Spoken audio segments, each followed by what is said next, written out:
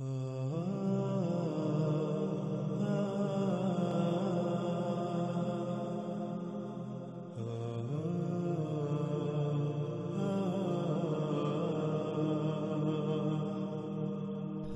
Number 11۔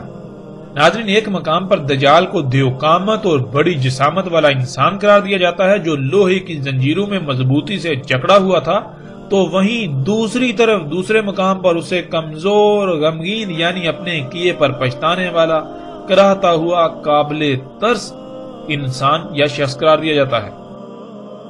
روایات کے عکس آپ سکرین پر دیکھ سکتے ہیں اور آپ خود انہیں پڑھ سکتے ہیں۔ ناظرین، یہ بھی ایک غیر معمولی تضاد ہے جس کا جواب دینا ایسے لوگوں کے بس سے باہر ہے، لیکن یہ علماء دجال ایک رخ کو سرے سے چھپا دیتے ہیں اور صرف دوسرے رخ کو ہی سامنے لاتے ہیں کہ وہ ایک بہت بڑا دیوقامت انسان تھا۔ اس بات کی بھی حقیقت کیا ہے آگے اس کا کھل کی وضاحت ہو جائے گی، لیکن یہ لوگ ایسا اس لیے کرتے ہیں کیونکہ ان کو علم ہے کہ اگر اس کے کمزور ہونے اور کراہنے والی بات کو سامنے لایا جائے گا تو پھر اس طبقے نے، ان لوگوں نے اس سے ایسی باتیں منسوب کی ہوئی ہیں کہ وہ بڑے بڑے کام کرے گا جو اللہ کے کرنے والے ہیں۔ تو وہ کیسے کر سکتا ہے جو خود قابل ترس ہے، جو اپنی حالت کو ٹھیک نہیں کر سکتا، قابل ترس ہے، وہ کرا رہا ہے، چیخ رہا ہے اور وقع کر رہا ہے، وہ رب ہونے کا دعویٰ کیسے کر سکتا ہے؟ یوں اس سوال کا جواب یہ لوگ قیامت تک نہ دے سکتے تو سب سے بہتر انہیں یہی لگا کہ اس بات کو ہی چھپا دو، اس رخ کو چھپا دو، کیونکہ انہیں علم ہے کہ عام عوام ان کی محتاج ہے، وہ نہ ہی خود غور و فکر کرے گی اور نہ ہی ان لوگوں کا، اس طبقے کا یہ پول ان پر کھلے گا۔ اس لیے جتنا جی چاہے دھوکہ دو، عوام کو جتنا جی چاہے دھوکہ دو، کوئی پوچھنے والا نہیں، بلکہ الٹا لوگ تعریفیں ہی کریں گے کہ کتنے بڑے بڑے علماء ہیں جو دین کی خدمت کر رہے ہیں۔ لیکن حقیقت کیا ہے ناظرین؟ حقیقت آپ کے سامنے ہے اور جیسے سے آگے بڑھیں گے آپ کے رونگٹے کھڑے ہو جائیں گے، جن حقائق کا آگے چل کر آپ کو سامنا کرنا پڑے گا، جو حقائق کھل کر سامنے آئیں گے۔ اس طبقے کی حقیقت کیا ہے؟ سوال نمبر 12۔ قرآن میں اللہ سبحانہ وتعالی نے صراحت کے ساتھ واضح کر دیا کہ اللہ سبحانہ وتعالی نے الرحمن ہونے کے ناطے ہر انسان کے لیے ایک 1000 سال کی مدت کا تعین کر دیا، یعنی کوئی بھی انسان زیادہ سے زیادہ 1000 سال زندہ رہ سکتا ہے۔ اور ناظرین، اس کی وضاحت آگے چل کر قرآن کی آیات کی روشنی میں عیسیٰ ابن مریم علیہ السلام والے موضوع میں آئے گی۔ فی الحال ہم آگے بڑھیں گے، وہ یہ کہ جب کوئی بھی انسان 1000 سال سے زیادہ عمر نہیں پا سکتا، یعنی اپنی پیدائش سے اپنی وفات تک 1000 سال سے زیادہ مدت نہیں پا سکتا، تو سوال یہ پیدا ہوتا ہے کہ اگر دجال انسان ہے تو پھر اس کی عمر 1000 سال سے زیادہ کیسے ہو گئی؟ ایک طرف اللہ کہتا ہے کہ وہ اپنی سنت کے خلاف نہیں کرتا، اپنے قانون کے خلاف نہیں کرتا، اللہ الرحمن ہے، تو یہ کیسے ممکن ہے کہ اللہ اپنے ہی قانون اور سنت کے خلاف کرے اور اپنے الرحمن ہونے کی ہی نفی کر دے؟ پھر ناظرین، سوالات تو یہ پیدا ہوتے ہیں کہ اگر وہ وہاں ایک جزیرے میں قید تھا تو اسے قید کس نے، کب اور کیوں کیا؟ اگر یہ سب ایسا ہی تھا تو کیا اصحاب رسول کے اذہان میں یہ غیر معمولی سوالات پیدا نہ ہوئے؟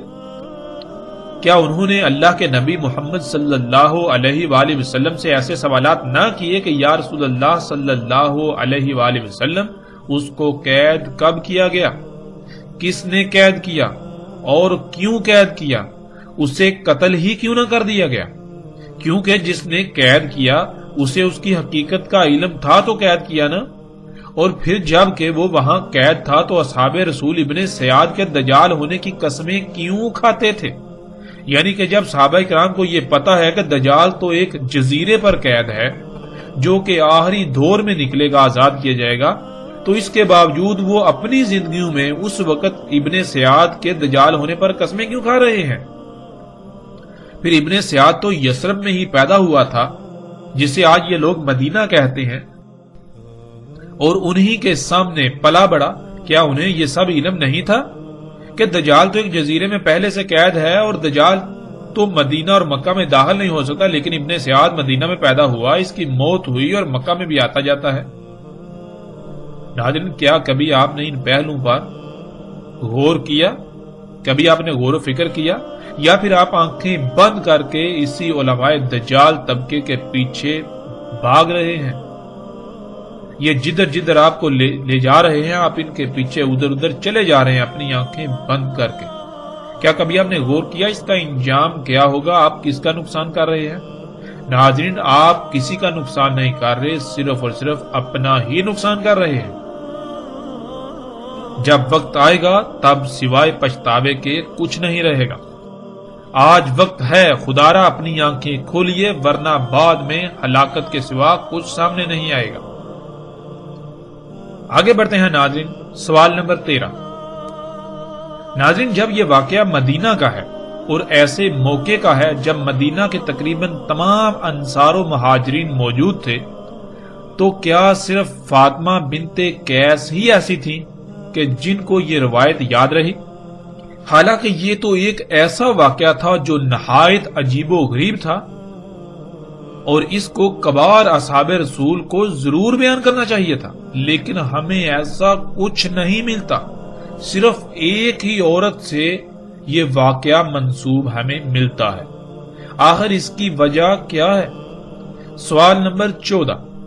سوال یہ پیدا ہوتا ہے کہ جب جساسہ دجال کے لیے جاسوسی کرتا تھا، جس سے ثابت ہوتا ہے کہ دجال خبروں کے لیے جساسہ کا محتاج تھا، تو پھر دجال نے جو سوالات کیے وہ تمام کی تمام خبریں جن کا تعلق قطعی غیب سے تھا، ان کا علم اسے کس طرح ہو گیا؟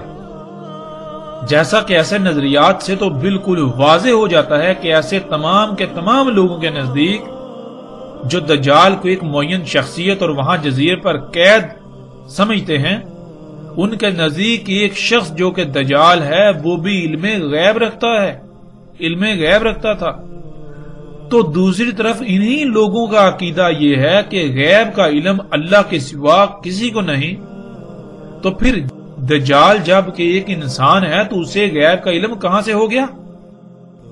قرآن میں تو اللہ سبحانہ و تعالیٰ نے واضح کر دیا بالکل صراحت کے ساتھ کہ اللہ صرف اپنے چنیدہ رسولوں پر غیب میں سے کچھ ظاہر کرتا ہے۔ تو کیا دجال اللہ کا رسول ٹھہرا؟ کیا ناظرین کسی کے پاس اس سوال کا جواب ہے؟ خواہ کچھ بھی ہو جائے، کوئی بھی ایسا شخص جو دجال کے ایک انسان ہونے کا دعوے دار ہے، اس عقیدے نظریے پر ڈٹا ہوا ہے، قائم ہے، وہ اس سوال کا جواب نہیں دے سکتا۔ وہ قرآن کا کفر کر رہا ہے، اللہ کی آیات کا کفر کر رہا ہے، اللہ کے کلام قرآن کا الحکیم ہونے کا کفر کر رہا ہے۔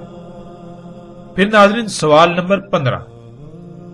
جب دجال کو سب علم ہے کہ وہ رب نہیں ہے، رب اللہ ہی ہے، اس کا انجام کیا ہے، تو اس کے باوجود وہ رب ہونے کا دعویٰ کیسے کر سکتا ہے؟ پھر ناظرین سب سے بڑی بات تو یہ ہے کہ رب کے معنی کیا ہے؟ ہمارا رب کون ہے؟ ہمارا رب اللہ ہے، یعنی ہمارا رب اللہ ہے تو اللہ ہمارا رب کیسے ہے؟ کیا اللہ نے کبھی زبان سے کہا جی میں تمہارا رب ہوں؟ رب تو کہتے ہیں وہ ذات جو کسی شے جب اس کا وجود نہیں ہوتا اسے وجود دیتی ہے، پھر اس کی تمام تر ضروریات اسے خلق کر کے مہیا کرتی ہے۔ کیا اس کے لیے فائدہ مند ہے، کیا نقصان دہ ہے؟ اس کے سواری کے ذرائع، اس کے کھانے پینے کی تمام حاجات، اس کی ضروریات پوری کرتی ہے وہ ذات، نہ کہ صرف زبان سے یہ کہنا جی میں تمہارا رب ہوں۔ آگے ناظرین سوال نمبر 16۔ جب دجال کو یہ بھی پہلے سے علم ہے کہ اسے مدینہ میں داخل نہیں ہونے دیا جائے گا، جیسا کہ جو ان لوگوں نے تراجم کیے ہوئے ان تراجم میں بالکل واضح ہے کہ دجال کو یہ علم ہے، دجال خود کہتا ہے کہ مجھے مدینہ میں داخل نہیں ہونے دیا جائے گا، مدینہ کے ہر رستے پر ملائکہ مامور ہوں گے، تو علم ہونے کے باوجود دجال مدینہ جانے کی کوشش کیوں کرے گا؟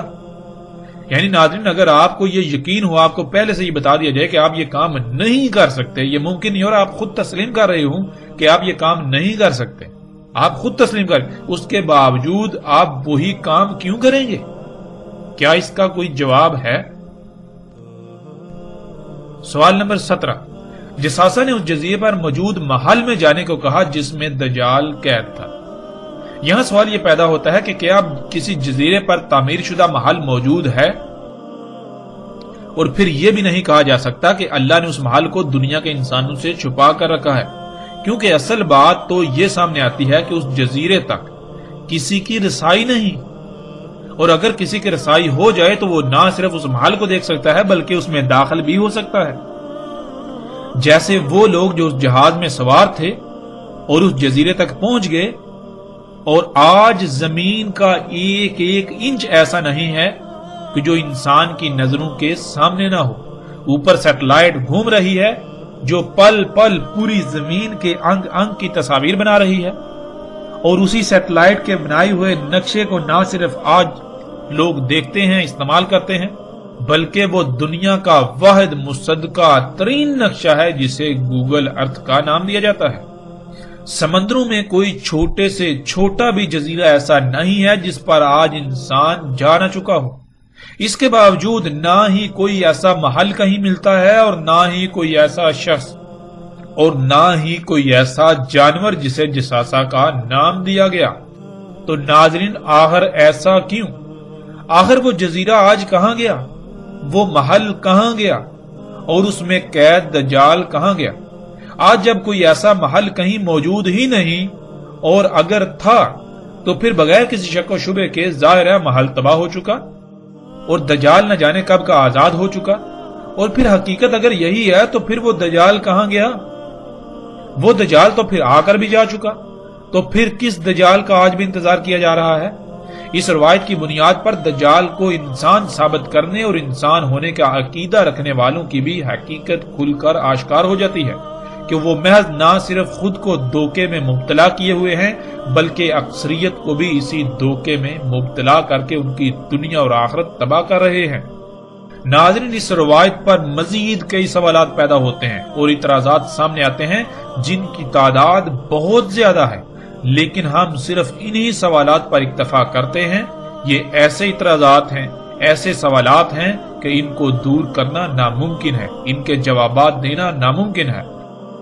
روایت کی صحت کو کوئی ایک ہی اعتراض مشکوک بنا دیتا ہے، لیکن اس میں تو درجنوں لاجواب اعتراضات ہیں۔ تو یہ روایت کیسے قابل تسلیم کہی جا سکتی ہے یا تسلیم کی جا سکتی ہے؟ ان اعتراضات کی روشنی میں اس روایت کی اہمیت بالکل صفر ہو جاتی ہے، لیکن اس کے باوجود ہم اس روایت کی اصل حقیقت پر ضرور روشنی ڈالیں گے تاکہ حق کھل کر واضح ہو جائے اور کسی کے پاس کوئی عذر، شک یا شبہ وغیرہ نہ رہے۔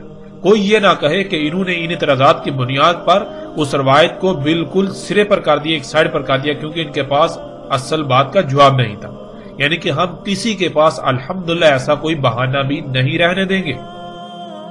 ناظرین، جن جن کتب میں یہ روایت بیان کی گئی ہے، جب ان تمام مقامات کو سامنے رکھا جائے اور اگر اللہ سبحانہ و تعالیٰ کی طرف سے خالص علم حاصل ہو تو اس کو سمجھنے میں رائی برابر بھی مشکل پیش نہیں آتی۔ لیکن افسوس کی بات تو یہ ہے کہ ہم اللہ سبحانہ و تعالیٰ سے رجوع کرنے کے بجائے اپنی خواہشات کی تکمیل میں ساری محنت ضائع کرتے ہیں۔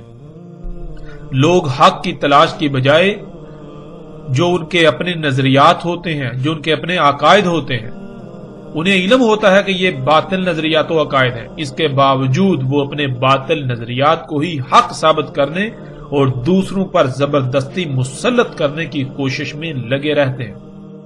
ان تمام تر سوالات کے برعکس ناظرین، اب ہم آتے ہیں اس روایت میں جو واقعہ بیان ہوا اس کی حقیقت کی طرف۔ ناظرین، حقیقت یہ ہے کہ ایسا واقعہ ضرور پیش آیا، البتہ وہ کس کے ساتھ پیش آیا یہ ایک الگ بحث ہے، لیکن جب غور کیا جائے تو یہ واقعہ تمیم داری رضی اللہ تعالیٰ عنہ کے ساتھ ہی پیش آیا، نہ کہ ان کے علاوہ کسی اور کے ساتھ۔ جب ہم آگے بڑھیں گے، ذوالقرنین علیہ السلام کے موضوع پر جب بات ہوگی، یاجوج اور ماجوج کے موضوع پر بات ہوگی، تو پھر مزید ہم پر حقائق کھل کر سامنے آئیں گے جن کی روشنی میں بھی اس روایت کی حقیقت مزید واضح ہو جائے گی کہ ذوالقرنین علیہ السلام کون تھے۔ آگے آئندہ ایک ساتھ میں اس پر تفصیل سے بات ہوگی کہ ذوالقرنین سلیمان علیہ السلام تھے جنہوں نے ایک نہیں بلکہ 3 رکاوٹیں بنائی تھیں، 3 جو سد ہیں وہ تعمیر کی تھی۔ سب سے پہلے انہوں نے مغرب میں، جسے برمودا ٹرائینگل کے نام سے جانا جاتا ہے، وہاں ایک نحاس کی سد بنائی تھی، رکاوٹ بنائی تھی۔ نحاس کہتے ہیں جیسے یہ زمین کی مقناطیسی کشش ہے اس کو، پھر دوسری مشرق میں جسے شیطانی اسلحہ یا ڈریگن ٹرائی اینگل کے نام سے جانا چاہتا ہے، جو کہ جاپان کے سمندر میں واقع ہے، وہاں ذوالقرنین سلیمان علیہ السلام نے ایک سد بنائی نحاس سے، وہ مادی نہیں یعنی غیر مادی تھی۔ تیسری، ان دو رکاوٹوں کے درمیان اس مقام پر جہاں دو چٹانوں کے درمیان ایک درہ تھا اس کو بند کیا۔ ناظرین، اس پر تفصیل کے ساتھ آگے چل کر بات ہوگی ذوالقرنین علیہ السلام اور یاجوج اور ماجوج کے موضوع پر آئندہ ایک ساتھ میں۔ مغرب اور مشرق والی صدعین یعنی دو رکاوٹیں مادی نہیں تھیں بلکہ وہ غیر مادی تھیں جن کو نحاس کہا گیا۔ نحاس بالکل ایسے ہی مقناطیسی قوت یا کشش کو کہتے ہیں جیسے مقناطیسی قوت زمین مسلسل پیدا کر رہی ہے، جس مقناطیسی قوت کی وجہ سے نہ صرف ہر شے زمین کی طرف کھینچی ہوئی ہے بلکہ اسی قوت کی وجہ سے زمین کے گرد 7 مختلف تہوں پر مشتمل ایک حصار قائم ہے جنہیں زمین کے 7 آسمان کہا جاتا ہے۔ زمین کی مقناطیسی قوت کا ایک نارتھ یعنی شمال پول ہے اور ایک ساؤتھ یعنی جنوبی پول ہے۔ زمین کی مقناطیسی قوت کے شمال اور جنوب پول کی وجہ سے کمپاس کی سوئی کا رخ شمال اور جنوب کی طرف رہتا ہے، کیونکہ کمپاس میں موجود مقناطیسی ٹکڑا جس پر سوئی چپکی ہوتی ہے اس کو دونوں طرف سے زمین کی مقناطیسی قوت مخالف سمت میں دھکیلتی ہے۔ جیسے مقناطیس کے دو ٹکڑوں کو ایک ہی سمت میں آمنے سامنے لایا جائے تو ایک دوسرے کو دور دھکیلتے ہیں، بالکل اس طرح کمپاس میں موجود مقناطیسی ٹکڑا اس ٹکڑے کو دونوں طرف سے زمین کی مقناطیسی قوت مخالف سمت دھکیلتی ہے، جس سے اس کا رخ شمال اور جنوب کی طرف ہو جاتا ہے اور سوئی وہیں ٹھہر جاتی ہے۔ لیکن اگر کمپاس کسی ایسی جگہ پر رکھا جائے جہاں زمین کی مقناطیسی قوت کے علاوہ ایک اور مقناطیسی قوت موجود ہو، بالکل وہی مقناطیسی قوت جو زمین سے نکل رہی ہے، جو زمین کی مقناطیسی قوت ہے، لیکن اس کا رخ زمین کی مقناطیسی قوت کے متضاد ہو یعنی اس کا مشرق اور مغرب پول ہو، تو کمپاس کی سوئی کسی ایک جگہ پر نہیں ٹھہرے گی بلکہ وہ تھرتھرانا شروع کر دے گی، وہ پزل ہو جائے گی، کیونکہ زمین کے مقناطیسی قوت اسے کہہ رہی ہے کہ تم نے اپنا رخ شمال اور جنوب کی طرف کرنا ہے، لیکن جو دوسری مقناطیسی قوت اس مقام پر موجود ہے جس کا پول مشرق اور مغرب ہے، وہ کیا کہے گی، وہ اسے حکم دے گی، وہ اس کے اوپر دباؤ ڈالے گی، تم نے اپنا رخ جو ہے مشرق اور مغرب کی طرف کرنا ہے۔ اب دونوں کے درمیان وہ پزل ہو جائے گی، اس طرح جو کمپاس کی سوئی ہے وہ تھرتھرانا شروع کر دے گی۔ ناظرین، اب تصور کیجئے کہ آپ کے پاس ایسی مقناطیسی قوت پیدا کرنے کی صلاحیت ہو اور آپ ایسی مقناطیسی قوت یعنی نحاس خلق کریں جس کا ایک پول مشرق اور دوسرا مغرب کی سمت ہو، یعنی زمین کے پولز کے متضاد ہو، تو زمین کی مقناطیسی قوت اور آپ کی خلق کردہ مقناطیسی قوت کے عین وسط میں اگر کوئی انسان پہنچ جائے یا کوئی بھی شے پہنچ جائے تو وہ شے وقت کی قید سے آزاد ہو جائے گی، اس کے لیے ماضی حال مستقبل ختم ہو جائے گا۔ اگر آپ اس نقطے پر پہنچ جائیں تو آپ وقت کی قید سے آزاد ہو جائیں گے اور آپ ماضی حال یا مستقبل کو جاگتے ہوئے ایسے دیکھ سکیں گے جیسے انسان رات کو خواب میں کچھ دیکھتا ہے، یعنی آپ بالکل ایک ایسی کیفیت میں چلے جائیں گے جیسے کہ آپ خواب دیکھ رہے ہوتے ہیں، لیکن حقیقتاً وہ خواب نہیں ہوگا، آپ حقیقتاً وہ سب کچھ دیکھ رہے ہوں گے لیکن وقت کی قید سے آپ آزاد ہو چکے ہوں گے۔ اور جب آپ اس نقطے سے اس مقام سے باہر نکلیں گے تو آپ اسی وقت میں آ جائیں گے، یعنی بالکل سیم وہی وقت ہوگا جس وقت میں آپ اس نقطے میں داخل ہوئے تھے، یعنی وقت گزرا ہی نہیں ہوگا۔ اور ناظرین، اس بات کو دنیا کا کوئی ایسا سائنسدان بھی غلط ثابت نہیں کر سکتا جو ایسے پروجیکٹ پر کام کر رہا ہے، اور اس پر اس وقت امریکہ، روس، جاپان اور چین بہت شدت سے کام کر رہے ہیں۔ الٹا یہ ان کے لیے ایک عظیم راز ہے، عظیم راز سے پردہ اٹھنا ہوگا، لیکن اس راز کے کھلنے سے اب ان کو کوئی فائدہ نہ ہوگا کیونکہ اب تباہی سر پر آ چکی ہے۔ ناظرین، تمیم داری رضی اللہ تعالیٰ عنہ مشرق کی طرف ڈریگن ٹرائی اینگل میں اپنے جہاز میں سفر کر رہے تھے اور وہیں ان کا جہاز گم ہو گیا اور وہ اس نقطے میں داخل ہو گئے تھے جو ذوالقرنین سلیمان علیہ السلام کی خلق کردہ نحاس یعنی مقناطیسی قوت اور زمین کی مقناطیسی قوت کا عین وسط تھا۔ جب وہ اس نقطے میں داخل ہوئے تو وہ وقت کی قید سے آزاد ہو گئے اور انہوں نے مستقبل کو اپنی آنکھوں سے جاگتے ہوئے بالکل ایسے دیکھا جیسے کہ آپ خواب دیکھتے ہیں۔ آج جو کچھ ہو رہا ہے وہ سب انہوں نے اپنی آنکھوں سے دیکھا۔ بالکل ایسے ہی جیسے کہ خواب دیکھا جاتا ہے، یعنی کہ جیسے آپ خواب دیکھتے ہیں بالکل اس طرح انہوں نے مستقبل کو اپنی آنکھوں سے دیکھا۔ وہ اس وقت عیسائی تھے اور یہی ان کی محمد صلی اللہ علیہ وآلہ وسلم پر ایمان لانے کی بھی وجہ بنی۔ جو کچھ انہوں نے اپنی آنکھوں سے دیکھا تھا، یعنی ان کے ساتھ جو واقعہ پیش آیا تھا، وہ اگر کسی سے بھی بیان کرتے تو اس وقت کوئی بھی ایسا شخص نہیں تھا جو ان کی اس بات کو سمجھنے کی صلاحیت رکھتا سوائے محمد رسول اللہ صلی اللہ علیہ وآلہ وسلم کے۔ بلکہ اگر وہ کسی سے ایسی بات کرتے بھی تو ان کو پاگل کہا جاتا اور ان کا مذاق اڑایا جاتا اور ان کو تحقیر کا نشانہ بنایا جاتا، کیونکہ یہ بات کسی کی عقل میں آنے والی نہیں تھی۔ لیکن تمیم داری رضی اللہ تعالیٰ عنہ کو اس کا علم تھا کہ جو وہ دیکھ چکے ہیں، یعنی جو مستقبل انہوں نے اپنی آنکھوں سے دیکھا ہے، جو مستقبل کا مشاہدہ کر چکے ہیں، واحد محمد صلی اللہ علیہ وآلہ وسلم ہی ایک ایسی شخصیت ہیں جو نہ صرف اللہ کے رسول ہیں بلکہ ان کی بات کو سمجھنے کی صلاحیت رکھتے ہیں۔ اسی وجہ سے جب وہ واپس پہنچے تو سیدھے رسول اللہ صلی اللہ علیہ وآلہ وسلم کو یہ سارا قصہ سنایا، یہ سارا واقعہ سنایا کہ انہوں نے مستقبل کو اپنی آنکھوں سے دیکھا کہ دنیا کے کیسے کیسے حالات بدلیں گے، اور بالآخر دجال یعنی ٹیکنالوجی، جنہیں آج مشینیں اور جدید ایجادات کا نام دیا جاتا ہے یا نام دیے جاتے ہیں، پوری دنیا کو اپنے لپیٹ میں لے لے گا۔ یہ اشیاء، یہ جو دجال ہے، پوری دنیا کو اپنے لپیٹ میں لے لے گا۔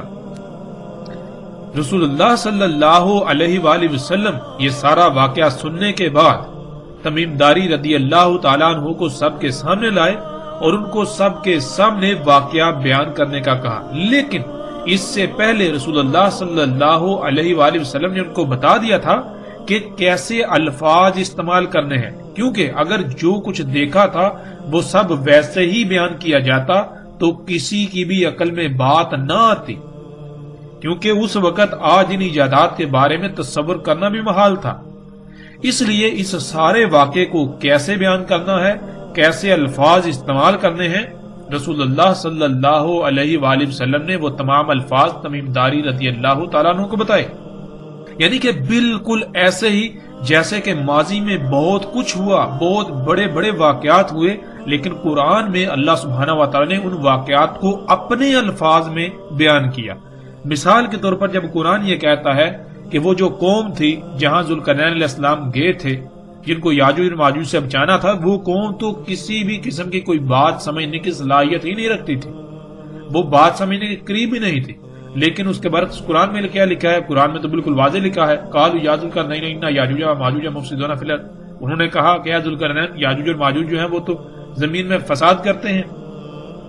تو پھر انہوں نے یہ کیسے کہہ لیا جب وہ کوئی بات سمجھنے کے قابل ہی نہیں تھے، بات سمجھنے کے قریب، تو انہوں نے عربی میں کیسے کہہ دیا؟ نہیں، یہ ان کے الفاظ نہیں ہیں، بلکہ یہ قرآن میں اللہ کے الفاظ ہیں۔ وہ واقعہ اس وقت جو پیش آیا، اللہ سبحانہ و تعالیٰ نے قرآن جو کہ اللہ کا کلام ہے اپنے الفاظ میں اسے بیان کیا۔ تو بالکل ناظرین اسی طرح وہ جو واقعہ تمیم داری رضی اللہ تعالیٰ عنہ کے ساتھ پیش آیا، رسول اللہ صلی اللہ علیہ وآلہ وسلم نے تمیم داری رضی اللہ تعالیٰ عنہ کی یہ رہنمائی کی کہ لوگوں کو یہ واقعہ کن الفاظ میں بتانا ہے، تاکہ انہیں نہ تو کسی قسم کی کوئی پریشانی کا سامنا کرنا پڑے اور نہ ہی ان کے لیے یہ گمراہی کا باعث بنے، بلکہ الٹا یہ جب آئندہ جب دجال آئے گا تو اس وقت کے لوگوں کے لیے یہ بات فائدہ مند ہو۔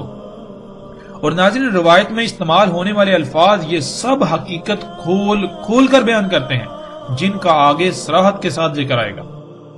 جیسے کہ انہوں نے کہا ہم الدین میں داخل ہوئے۔ ناظرین الدیر کے لفظ الدیر کے دو معنی ہیں۔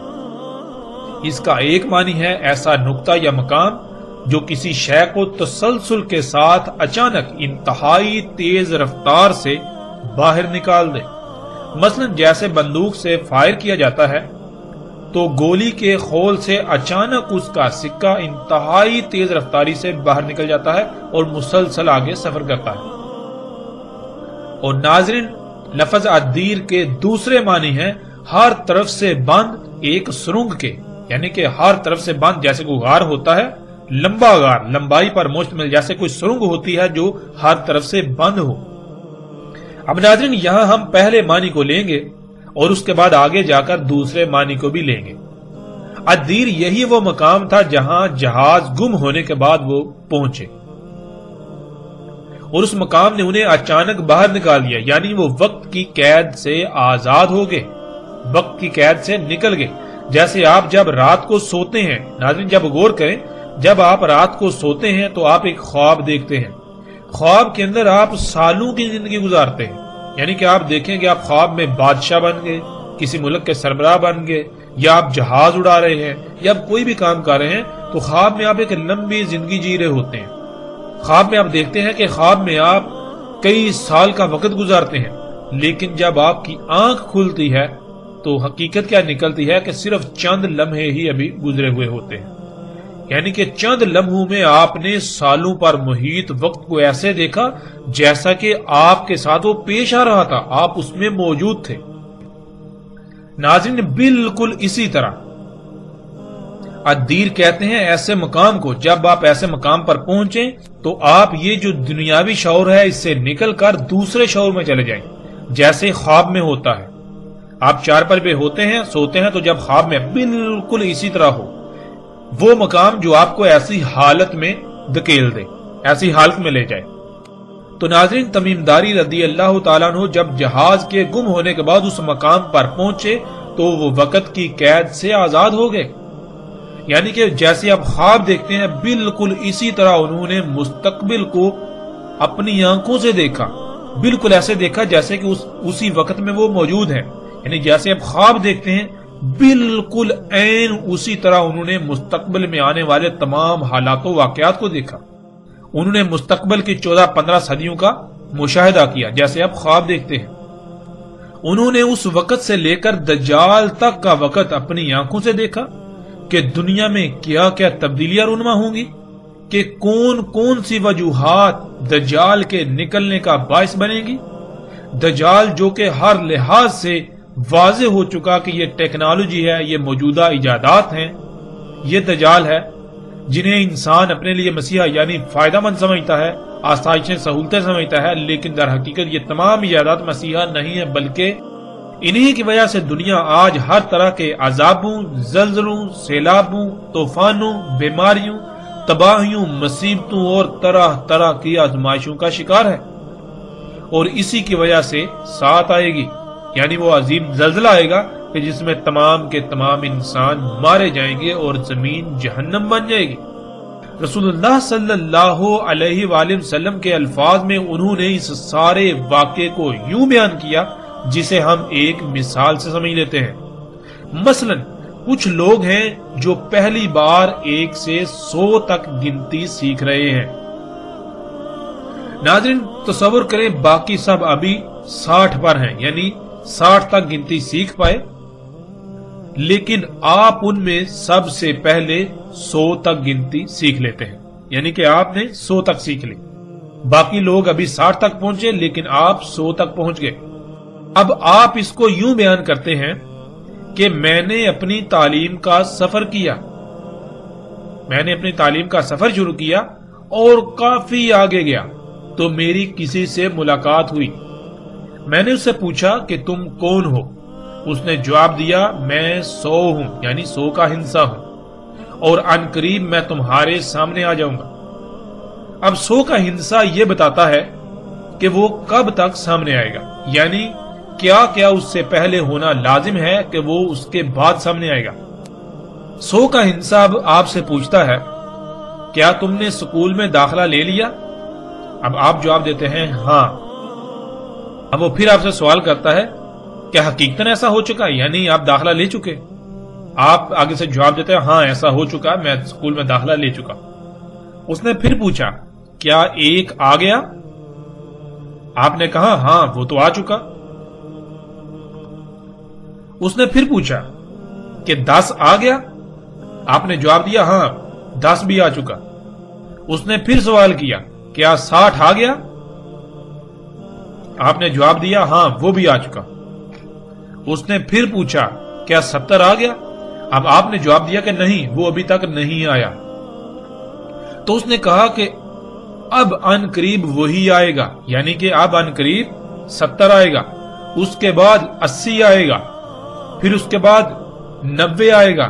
جب 90 آ جائے گا تو میرا سامنے آنے کا وقت بالکل قریب آ جائے گا، اور جب 99 آ جائے تو اچانک میں بھی سامنے آ جاؤں گا، لیکن جب تک 99 نہیں آتا تب تک قانون میں مجھے سامنے آنے کی اجازت ہے ہی نہیں۔ ناظرین، اس مثال کو بار بار سنیے اور اس میں غور کیجئے۔ اگر آپ نے اس مثال کو سمجھ لیا تو تمیم داری رضی اللہ تعالیٰ عنہ والے واقعے کی ساری حقیقت آپ کے اوپر کھل جائے گی۔ یہ مثال اس واقعے کی ساری حقیقت کو کھول کر رکھ دے گی اور بہت ہی آسانی سے سارا واقعہ بالکل سمجھ آ جائے گا۔ بالکل یہی کہا تمیم داری رضی اللہ تعالیٰ عنہ نے کہ ان کی ملاقات دجال سے ہوئی، انہوں نے دجال کو دیکھا۔ دجال کو آپ اس مثال میں 100 کا ہندسہ تصور کر لیں، جیسے آپ کی 100 کے ہندسے سے گفتگو ہوئی بالکل ویسے ہی دجال کے ساتھ تمیم داری رضی اللہ تعالیٰ عنہ کی گفتگو ہوئی۔ یعنی حقیقتاً ایسی کسی گفتگو کا کوئی وجود نہیں ہے، ایسی کوئی گفتگو نہیں ہوئی، بلکہ ان کے ساتھ جو واقعہ پیش آیا، جو انہوں نے مستقبل کو اپنی آنکھوں سے دیکھ لیا، جو کہ باقی ابھی نہیں دیکھ سکتے، باقی جیسے انسان آئیں گے وہ دیکھیں گے، لیکن وہ پہلے ہی وہ سارے حالات و واقعات دیکھ چکے۔ اس سب کو سامنے عام سطح پر بیان کرنا تھا تاکہ اصل مقصد سب سمجھ جائیں، تو اس کو اس طرح حکمت کے ساتھ بیان کیا کہ دجال آئے گا، لیکن کب آئے گا؟ تمیم داری رضی اللہ تعالیٰ عنہ نے باقی سب سے پہلے ہی اسے دیکھ لیا۔ رسول اللہ صلی اللہ علیہ وآلہ وسلم کے بتائے ہوئے الفاظ میں انہوں نے بتایا کہ انہوں نے سوال کیا کہ کیا عربوں میں نبی آ گیا؟ ہم نے کہا ہاں آ گیا۔ اس نے پھر سوال کیا کیا انہوں نے اس کی اطاعت کی یا نافرمانی؟ ہم نے کہا اطاعت کی۔ دجال نے کہا اسی میں ان کے لیے خیر ہے۔ اب یہاں یہ ذہن میں رکھیں، دجال خیر نہیں بلکہ شر اکبر ہے۔ دجال سے بڑا شر اور کوئی نہیں ہے۔ جب سے انسانوں کو دنیا میں لایا گیا تو اس نے کہا کہ اسی میں ان کے لیے خیر ہے۔ اس کا مطلب یہ ہے کہ جب تک محمد رسول اللہ صلی اللہ علیہ وآلہ وسلم کی اطاعت ہوگی، انہی کی لائی ہوئی دعوت پر عمل کیا جائے گا، یعنی دنیا کو فطرت پر رکھا جائے گا، اسی میں انسانوں کے لیے خیر ہوگی۔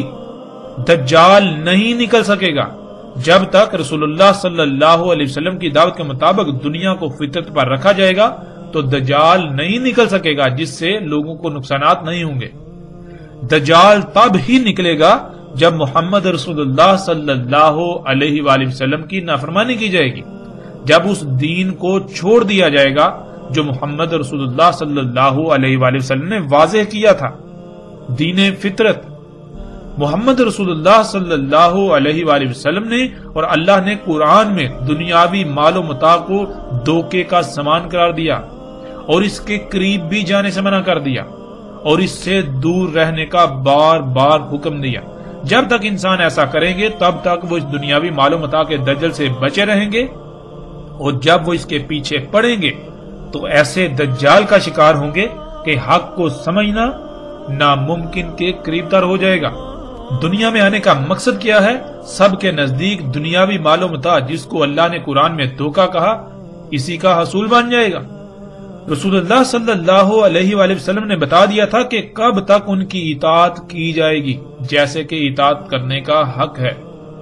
اس کے لیے محمد رسول اللہ صلی اللہ علیہ وآلہ وسلم نے کہا تھا کہ خلافت علی منہاج نبوہ رہے گی 30 سال، پھر اس کے بعد جو کچھ ہوگا وہ بھی بیان کر دیا۔ اب آپ سے سوال یہ ہے کہ اگر آج تک پوری دنیا میں خلافت علی منہاج نبوت قائم رہتی تو کیا دنیا کی آج یہ حالت ہوتی؟ دجال نکل سکتا تھا؟ یعنی یہ موجودہ ٹیکنالوجی جو شرع اکبر ہے، جو شرک اکبر ہے، انسان یہ کر پاتا؟ ہرگز نہیں کر پاتا۔ تو یہی انہوں نے کہا محمد رسول اللہ صلی اللہ علیہ وآلہ وسلم کی اطاعت میں ہی خیر ہے۔ جب ان کی نافرمانی کی جائے گی تو یہی وجہ بنے گی دجال کے نکلنے کی۔ پھر اسی طرح بتدریج جو سوال انہوں نے بیان کیے کہ دجال نے ان سے پوچھا کہ فلاں ہو گیا اور فلاں ہو گیا، تو اس کا مطلب یہ تھا کہ دجال کے آنے سے پہلے فلاں کچھ ہوگا، جب تک وہ نہیں ہوگا تب تک دجال نہیں نکل سکتا۔ یعنی جن وجوہات کی بنا پر ٹیکنالوجی، یہ جدید ایجادات جو کہ دجال ہیں وجود میں آئیں گی، دجال وجود میں آئے گا، جب تک وہ عوامل وقوع پذیر نہیں ہوتے تب تک دجال نہیں آ سکتا۔ جیسے مثال کے طور پر 10 کا ہندسہ ہے تو 10 کا ہندسہ آنے کے لیے پہلے 1 آتا ہے، پھر 2 آتا ہے، 3 4 5 6 7 8 9 پھر جا کے 10 آتا ہے۔ جب تک 1 نہیں آئے گا 2 کیسے آ سکتا ہے، 2 نہیں آئے گا 3 کیسے آ سکتا ہے، 3 نہیں آئے گا 4 کیسے آ سکتا ہے۔ اس طرح جب تک کہ 10 کے پیچھے جو عوامل ہیں، جب تک وہ عوامل نہیں وقوع پذیر ہو جاتے تب تک وہ 10 کیسے آ سکتا ہے۔ ناظرین، پیچھے جو ہم نے مثال بیان کی اس میں اور جس طرح تمیم داری رضی اللہ تعالیٰ عنہ نے یہ واقعہ بیان کیا، اس میں کوئی فرق نہیں، ایک رائی برابر بھی فرق نہیں ہے۔ اگر آپ نے اس مثال کو سمجھ لیا تو آپ نے اس واقعہ کی حقیقت کو سمجھ لیا۔ جیسے آپ نے باقی سب ابھی 60 پر ہیں تو 100 تک گنتی سیکھ لی اور ایک مثال کی شکل میں باقیوں کو بتایا، بالکل اسی طرح تمیم داری رضی اللہ تعالیٰ عنہ کو اللہ سبحانہ و تعالیٰ نے اس وقت مستقبل دکھا دیا، جیسے آپ خواب دیکھتے ہیں، یہ دجال دکھا دیا، تو انہوں نے پھر ان الفاظ میں اس واقعے کو بیان کیا۔ ناظرین، اس کی مزید تصدیق روایات میں آنے والے الفاظ خود بخود کرتے ہیں۔ ابھی ہم صرف اور صرف اللہ کے فضل سے نہ صرف ان الفاظ کو سامنے رکھیں گے بلکہ ان الفاظ کو کیسے توڑ مروڑ کر امت کو دھوکہ دیا جاتا رہا، انسانیت کو دھوکہ دیا جاتا رہا، اور دھوکہ دینے والوں کا بھی پردہ چاک کریں گے۔ اس کے باوجود اگر کوئی حق کی بجائے گمراہی کا سودا کرتا ہے تو حق آ جانے کے بعد ہی کرے گا، اور اس کے پاس روز محشر کوئی عذر نہیں ہوگا کیونکہ اس پر حجت پوری ہو چکی۔ ناظرین، اس وقت سکرین پر آپ کو ابو داؤد کی روایت نظر آ چکی ہے۔ اس میں یہ ہے کہ پس جب رسول اللہ صلی اللہ علیہ وآلہ وسلم صلاۃ مکمل کر چکے بیٹھے رہے ممبر پر اور ہنس رہے تھے، کہا سب انسانوں کے لیے لازم ہے کہ اپنی اپنی جگہ پر بیٹھے رہیں۔ پھر کہا کیا تم لوگ جانتے ہو تمہیں کیوں جمع کیا؟ انہوں نے جواب دیا اللہ اور اس کے رسول کو علم ہے۔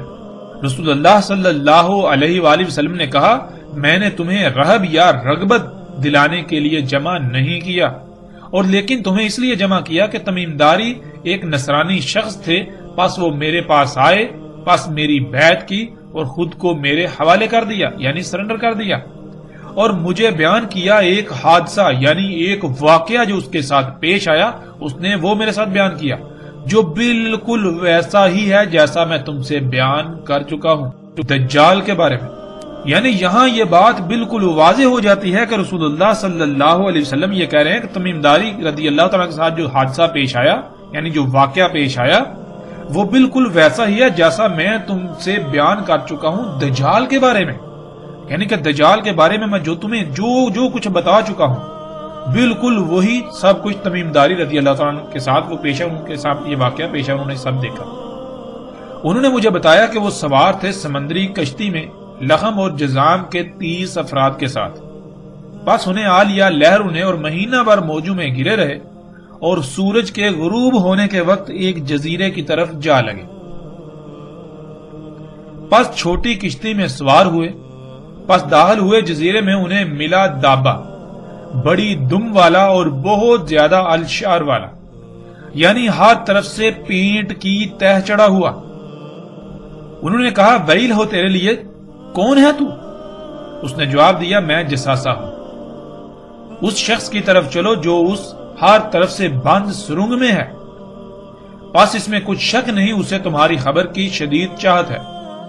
کہا جب ہم نے اس سے اس شخص کا سنا تو ہم ڈر گئے کہ وہ شیطان ہوگا، ہم جلدی سے چلے حتیٰ کہ ہم داخل ہوئے ہر طرف سے بند سرنگ میں، یعنی اس ادیر میں، پس تب ہم نے دیکھے اس میں اعظم و انسان۔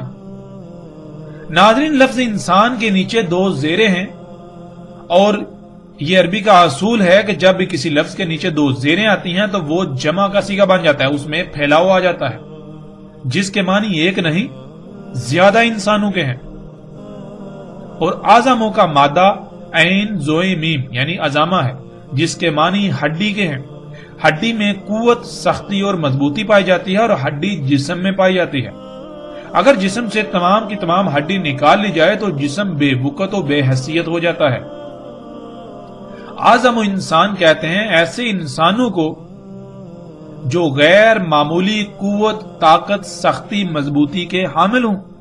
اگر ان انسانوں کو نکال دیا جائے تو پیچھے باقی انسانوں کی اہمیت و حیثیت بالکل ایسی رہ جائے گی جیسے جسم سے تمام کی تمام ہڈی نکال لی جائے، جیسے جسم سے تمام کی تمام ہڈی نکال لینے کے بعد جسم کی اہمیت و حیثیت رہ جاتی ہے۔ اور ناظرین، لفظ انسان کے معنی کیا ہے؟ لفظ انسان کے معنی ہے بھولا ہوا، یعنی جو اپنی ہی حقیقت کو، اپنے ہی آپ کو بھولا ہوا ہے۔ مثال کے طور پر آپ سے پوچھا جائے کہ آپ کون ہیں، آپ کیا ہیں، تو آپ یہ جو بشری وجود ہے، یہ جو مادی وجود ہے، اسے ہی اپنی حقیقت سمجھنا شروع کرا، آپ کہیں کہ یہ میں ہوں۔ اب ناظرین غور کریں، جب آپ کہتے ہیں میرے ہاتھ، میرے پاؤں، میرا ناک، میرے کان، میرا سر، یعنی میرا جسم، جب ناظرین یہ جسم میرا ہے تو وہ کون ہے جو یہ کہہ رہا ہے میرا، جو میں کہہ رہا ہے؟ آخر وہ بھی تو کوئی ہے نا جس کا یہ جسم ہے۔ پھر وہ میں جب نکل جاتی ہے تو یہ جسم بالکل بے بنیاد ہو جاتا ہے، یہ مٹی بن جاتا ہے۔ وہ میں کون ہے؟ وہ میں ہی اصل ہے اور اس کو بھول گئے، اس لیے انسان کہا جاتا ہے۔ انسان کہتا ہے جو اپنے ہی آپ کو بھولا ہوا ہے، اپنی ہی حقیقت کو بھولا ہوا ہے۔ تو آدم و انسان ایسے بھولے ہوئے کہ اگر ان کو نکال دیا جائے تو پیچھے بھولے ہوئے کی کوئی اہمیت و حیثیت رہے گی ہی نہیں، یعنی پیچھے بھولے ہوئے کی اہمیت ایسی رہ جائے گی جیسے کہ جسم سے ہڈی نکال لی جائے تو جسم کی جو اہمیت و حیثیت رہ جاتی ہے۔ کہا اس نے میں جساسا ہوں، اس محل میں چلے جاؤ۔ پس جب میں اس میں گیا تب وہاں شخص تھا جو اپنی نرم مواد والی سیٹ پر، کرسی پر لوہے والے پٹوں میں بہنے کی طرح دوڑتا ہوا، جیسے جانور جنسی حاجت پوری کرنے کے لیے مادہ پر سوار ہوتا ہے، اس طرح آسمان اور زمین کے درمیان کر رہا تھا۔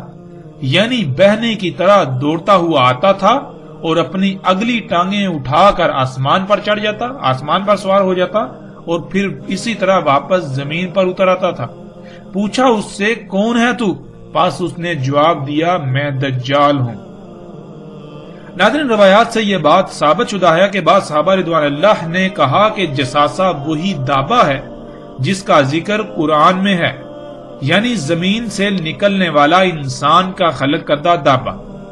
اور آگے دابہ کے موضوع پر تفصیل سے بات آئے گی کہ دابہ کیا ہے۔ اور روایت میں یہ بھی بات بالکل واضح ہے کہ انہوں نے کہا کہ ان کی ملاقات دابہ سے ہوئی، اس کی باری برکم دم اور کثیر و شر تھے اس پر۔ الشر کے معنی ہم ناظرین گزشتہ ایک ساتھ میں جان چکے ہیں۔ الشر کہتے ہیں اس مواد کو جس مواد سے آپ کے جسم پر بال وجود میں آتے ہیں، آپ کے جسم پر ناخن وجود میں آتے ہیں، جسے آج لچکدار پلاسٹک یعنی نائلون، اسفلٹ، پینٹ وغیرہ کا نام دیا جاتا ہے۔ اسی سے فوم سمیت ہزاروں مصنوعات تیار کی جاتی ہیں۔ اگر کسی بھی قسم کا کوئی شک رہے تو ایک روایت میں رسول اللہ صلی اللہ علیہ وآلہ وسلم کے الفاظ موجود ہیں آخری زمانے میں ہونے والی بارشوں کے حوالے سے، جسے آپ سکرین پر دیکھ سکتے ہیں۔ رسول اللہ صلی اللہ علیہ وآلہ وسلم نے کہا نہیں قائم ہوگی ساتھ حتیٰ کہ بارشیں ہوں گی، ان میں سے نہیں بچے گا کوئی گارے کا گھر سوائے اس کے جو الشر کے بنے ہوئے ہوں گے۔ اسی طرح ناظرین ایک اور روایت بھی ہے جس کا مفہوم کچھ یوں ہے کہ رسول اللہ صلی اللہ علیہ وآلہ وسلم نے کہا کہ ان بارشوں میں سے کوئی گھر نہیں بچے گا جس کی چھت سلامت رہے سوائے ان گھروں کے جن کی چھتیں الشر کی بنی ہوئی ہوں گی، جس کا ترجمہ یہ کیا جاتا ہے کہ جن گھروں کی چھتیں بالوں کی بنی ہوئی ہوں گی وہ چھتیں بچ جائیں گی، وہ گھر بچ جائیں گے، باقی سب گھر جو ہیں ان بارشوں میں بہ جائیں گے۔ ناظرین، اب کوئی بھی عقل رکھنے والا انسان یہ تسلیم نہیں کر سکتا کہ بالوں کی چھتیں بن سکتی ہیں، یعنی ان بالوں کی چھتیں جو جسم پر اگتے ہیں۔ لیکن جب ہم عربی کو عربی سمجھیں تو ہم پر واضح ہو جائے گا کہ الشر اس مواد کو کہتے ہیں جس سے بال وجود میں آتے ہیں، اور اسی مواد سے آج پوری دنیا میں چھتیں بنائی جا رہی ہیں جن پر بارشیں اثر انداز نہیں ہوتی۔ جیسا کہ گزشتہ ساتھ میں یہ بات واضح ہو چکی ہے کہ خام تیل سے بننے والی مصنوعات سے چھتیں بھی بنائی جا رہی ہیں۔ یہ دابہ ہوائی جہاز تھا، اور گزشتہ ایک ساتھ میں دجال کے حمار پر بھی اس کی بات ہو چکی، مختصراً اس پر بات ہو چکی۔ جیسے ہم آگے بڑھیں گے، جب دابے کا موضوع آئے گا، دابا من الارض یا دابا فی الارض والا، تو اس میں تفصیل کے ساتھ یہ بات واضح ہو جائے گی کہ دابا کیا ہے۔ وہ دابا جس سے تمیم داری رضی اللہ تعالیٰ عنہ کی ملاقات ہوئی، وہ یہ ہوائی جہاز تھا جس کی باری برکم دم اور اس پر کثیر و شر یعنی ہر طرف سے پینٹ چڑھا ہوا تھا، پینٹ ہوا تھا۔ اب ناظرین اس کو یوں سمجھ لیں، اس مثال میں کہ آپ کی ملاقات 99 سے ہوئی، تو 99 نے آپ سے کہا آگے چلو، جو آگے ہے اس سے تمہارا انتظار ہے۔ تو جیسے ہی آگے گئے تو آگے 100 کے ہندسے سے ملاقات ہوئی۔ بالکل اسی طرح جب انہوں نے ہوائی جہاز دیکھا تو اس نے کہا اس عدیر یعنی اس ہر طرف سے بند سرنگ میں داخل ہو جاؤ۔ کہیں پر اسے عدیر یعنی ہر طرف سے بند سرنگ کہا گیا ایک مقام پر، اور کہیں یعنی دوسرے مقام پر اسے قصر یعنی محل کہا گیا۔ جہاز میں جب آپ داخل ہوں تو آپ حیران رہ جائیں گے کہ جہاز حقیقتاً نہ صرف عدیر ہے یعنی ایک ایسی سرنگ ہے جو ہر طرف سے بند ہے، اور وہ سرنگ اندر سے ایک محل کا منظر پیش کرتی ہے، بلکہ وہ سرنگ اندر سے محل کا منظر پیش کرتی ہے۔ جب وہ اس دیر یعنی محل نما ہر طرف سے بند سرنگ میں داخل ہوئے تو انہوں نے جو دیکھا اس کے بارے میں کئی طرح کے الفاظ آئے ہیں، اور وہ سب کے سب اپنی جگہ پر بالکل ٹھیک ہیں۔ اب سب سے پہلے ہم یہ دیکھتے ہیں کہ آج تک ان الفاظ کو کیسے بیان کیا گیا جو اندر موجود انسان کے بارے میں استعمال کیے گئے۔